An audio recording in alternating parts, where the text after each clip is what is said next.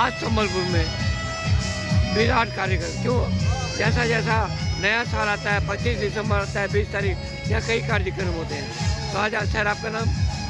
मोर ना हूँ pastor Matthew नाग।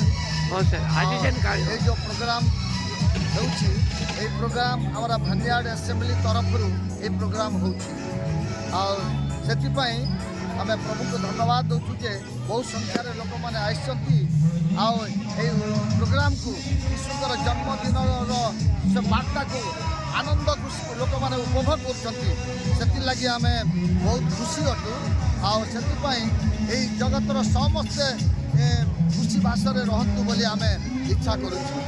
धन्यवाद। आगे जेन प्रोग्रामटा हुए এটা আজেন্দা আজই হলা, তারপরে কেবে করবে? আর আসন্তা বর্ষ ফেরে ডিসেম্বর এমতি না কিন্তু 20 তারিখ প্রোগ্রাম আমরা 25 তারিখ উঠে অছি আর 20 তারিখ উঠে আবার 20 তারিখ উঠে বি অছি আও 22 তারিখ বি অছি আমার মুন্ডা বাপ্তিস্ট চর্চ। আগে আগে আও 20 তারিখ তা আমার উড়িয়া বাপ্তিস্ট চর্চ রে হবো, এই জায়গায় হবো। Thank you sir.